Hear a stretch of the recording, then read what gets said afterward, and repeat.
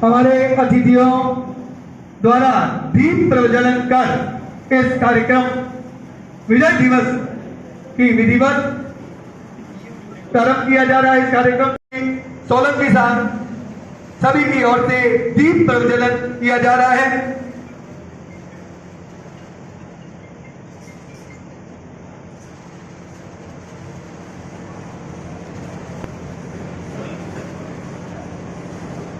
जैसा कि आपको विदित है, 1971 के युद्ध को 50 वर्ष पूरे हो गए हैं। प्रवीण जी डाबर साहब जो बांग्लादेश मुक्ति युद्ध कमेटी भारत के संयोजक हैं, उनके सम्मान बहुमान के लिए मैं आमंत्रित कर रहा हूं। आज के इस कार्यक्रम के कोऑर्डिनेटर वरिष्ठ कांग्रेसी नेता श्रीमान हर्षचंद्र जी सोलंकी साहब पधारे और डाबर सम्मान कर डाबर साहब का स्वागत।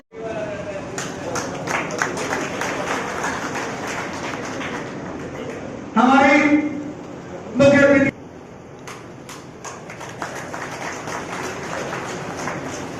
डाबर साहब के स्वागत एवं अभिनंदन की कड़ी को आगे बढ़ाते हुए मैं निवेदन करूंगा हमारे युवा एवं अभिनंदन करावे। मेरा निवेदन युवा सभापति श्रीमान दीपक जी परमार साहब, मेरा निवेदन यूथ के पूर्व जिलाध्यक्ष भाई ठाकराम जी सोलंकी साहब से पधारे। मेरा निवेदन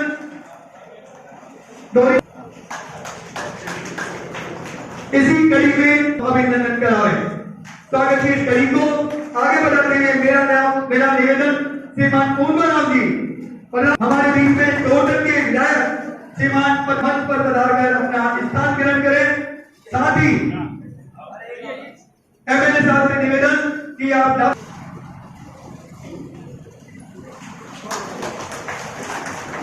एक बार की कड़ी को यही विराम देते हुए मैं निवेदन कर रहा हूं हमारे आज के कार्यक्रम के कोऑर्डिनेटर वरिष्ठ कांग्रेसी नेता श्रीमान हर्षचंद्र जी सोलंकी साहब पधारे। स्वागत स्पीच के साथ में आज के कार्यक्रम के बारे में अपनी बात हमारे कार्यकर्ताओं के बीच में रखे श्रीमान हर्षचंद्र जी सोलंकी साहब। सर्वप्रथम मैं भारत की पूर्व प्रधानमंत्री श्रीमती इंदिरा गांधी के चरणों में नमन करता हूँ। उन महान सैनिकों जिन्होंने अपने इस देश के लिए बलिदान दिया, अज्ञात और अज्ञात उन सभी को मैं उनके चरणों में विराजमान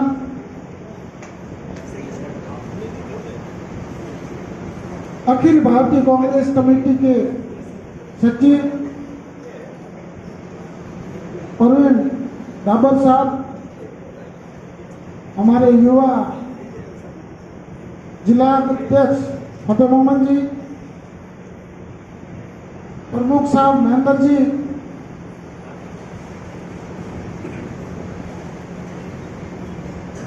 दीपक जी माली साहब सभापति, प्रधान इंदा बालू जी, रमेश जी, श्रम सलाहकार समिति के चेयरमैन गफूर अहमद जी, पंत सिंह जी, कांग्रेस के वरिष्ठ नेता अर्चन जी, मुकेश जी, मेवाराम जी, सभी भारी तादाद में पधारे हुए प्रबोध नागरिकों, पूर्व सैनिक के परिवार के सभी अतिथिगण, सबसे पहले मैं उन महान हस्तियों को नमन करता हूं और भारत की पूर्व प्रधानमंत्री इंदिरा गांधी जी को नमन करता हूं, जिन्होंने 1971 की लड़ाई के अंदर पाकिस्तान को परास्त ही नहीं किया, उनके 90,000 सैनिकों को बंदी बना दिया और आत्मसमर्पण कराने के लिए मजबूर कर दिया। उन महान हस्तियों को नमन करता हूं।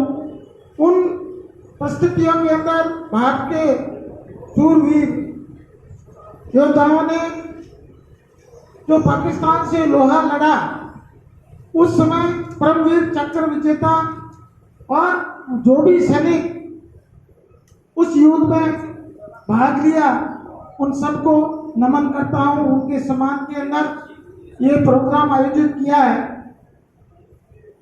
1971 की बात करो और 1922 की बात, 2022 की बात करो, उसके अंदर क्या अंतर है? देश किस दिशा के अंदर जा रहा है?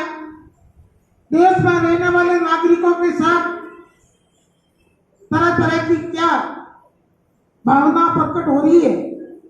आप देश का क्या वातावरण है?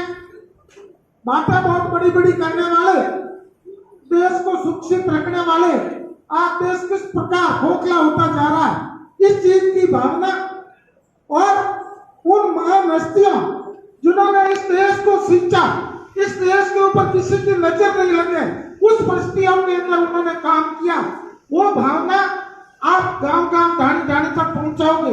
इस देश की रक्षा करनी है, देश के रहने वाले हर नागरिक की रक्षा करनी है, तो आपको यह संदेश पूरे भारत के अंदर हर ढाणी हर गली के अंदर पहुंचाना पड़ेगा कि हमारा भारत देश एक मजबूत राष्ट्र है, एक धर्मनिरपेक्ष राष्ट्र है। उस राष्ट्र के अंदर आज किस तरह की अपने खुद के स्वार्थ के लिए तरह तरह के हथकंडे अपनाए जा रहे हैं, उसका अपन को विरोध करना है और देश को बचाना है, देश की ताकत को मजबूत रखना है। इसी शुभकामना के साथ एक बार मैं परवेज डाबर साहब का स्वागत और अभिनंदन करता हूं कि उन्होंने कांग्रेस को मजबूती देने के लिए, कांग्रेस के उन भावना को प्रकट करने के लिए यहाँ बाड़मेर में पधारे। उनका स्वागत और अभिनंदन है और कांग्रेस जिला कांग्रेस कमेटी के सभी अध्यक्ष और उनके पूरे कार्यकर्ताओं को बधाई और शुभकामना देना चाहूंगा, जिन्होंने इस देश की रक्षा करने वाले उन महान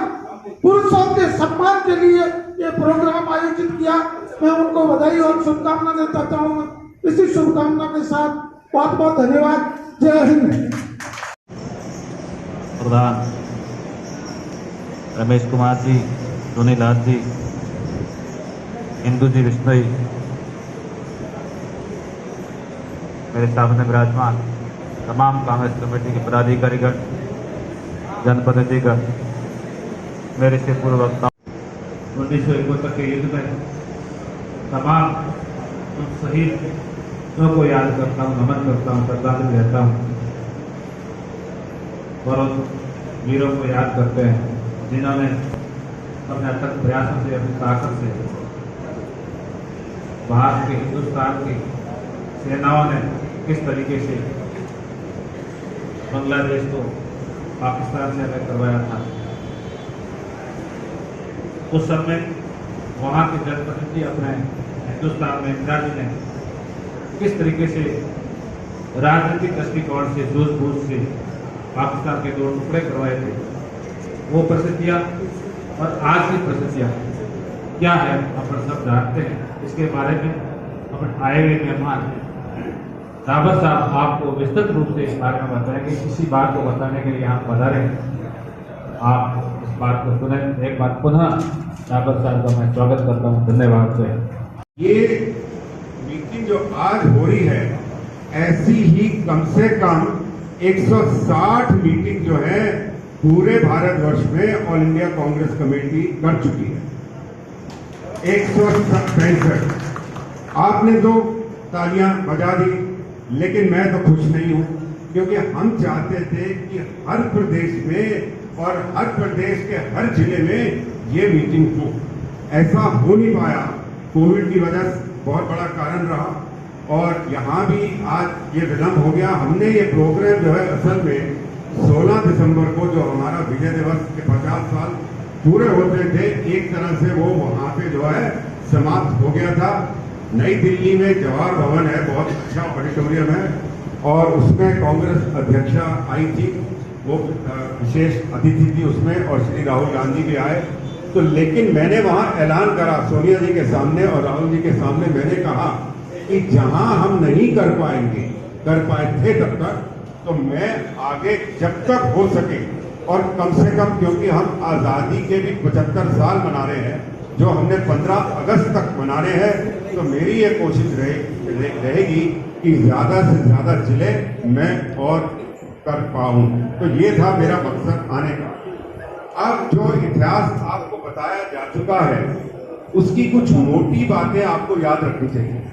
पहली बात तो ये है कि 71 की लड़ाई पहली लड़ाई थी भारत और पाकिस्तान की जो कश्मीर के मुद्दे पे नहीं थी। 47-48 की लड़ाई हुई, पाकिस्तान कश्मीर हथियाना चाहता था। 65 की लड़ाई हुई, कश्मीर हथियाना चाहता था। बाद में 71 के कारगिल की लड़ाई हुई, वो भी कश्मीर की वजह से हुई, कश्मीर की टेरिटरी की वजह से हुई। 71 की लड़ाई एक ऐसी लड़ाई थी जिसमें कश्मीर मुद्दा नहीं था।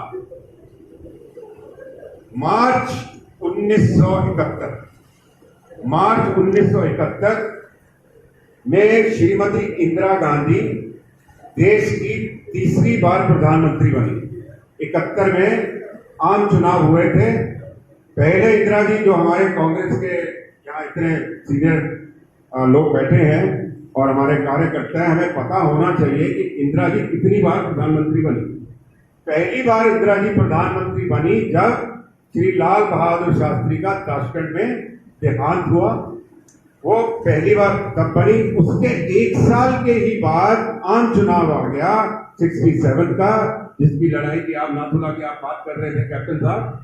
उसमें इंदिरा जी दोबारा देश की प्रधानमंत्री बनी और अब जो है 1971 मार्च में आम चुनाव हुआ था जिसमें गरीबी हटाओ का नारा दिया था इंदिरा जी ने, बैंकों का राष्ट्रीयकरण करा था।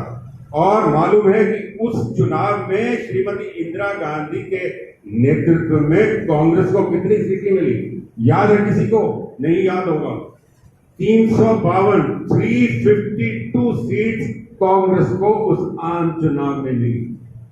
कितनी बड़ी बात है। और उससे पहले जितने भी आम चुनाव हुए वो पंडित जवाहरलाल नेहरू के नेतृत्व में हुए। और ये भी आपको पता होना चाहिए, खासकर हमारे जो मंच आसीन नेतागण हैं, आपको ये पता होना चाहिए कि पंडित जवाहरलाल नेहरू के नेतृत्व में 1952, 57 और 62 में जो चुनाव हुए उसमें कांग्रेस को कभी भी 370 सीटों से कम नहीं मिली। लोकसभा में 370 सीटें। अब आप अंदाजा लगा सकते हैं कि जब इंदिरा जी का राजनीतिक इतना बड़ा था कि हमें 352 सीट्स मिली, तो पंडित जवाहरलाल नेहरू का कितना बड़ा कदम है, ये आप अंदाजा लगा सकते हैं ना। तो ये बड़ी खेद की बात है कि आजकल बड़ी आलोचना होती है, व्हाट्सएप के ऊपर गलत मनगढ़ंत लोग जो है बातें करते हैं। उनको पता नहीं है कि पंडित जवाहरलाल नेहरू न केवल भारत के, पूरे विश्व के सबसे महान, सबसे लोकप्रिय प्रधानमंत्री रह चुके हैं। और हम लोगों को गौरव होना चाहिए इस बात का कि आज कांग्रेस पार्टी जो है, कांग्रेस पार्टी जो 136 साल पुरानी पार्टी हो चुकी है, उसको मजबूत करने में जहां इंदिरा जी का हाथ था, वो वैसे ही उससे कहीं ज्यादा पंडित जवाहरलाल नेहरू का हाथ था। ये हमें याद रखना चाहिए।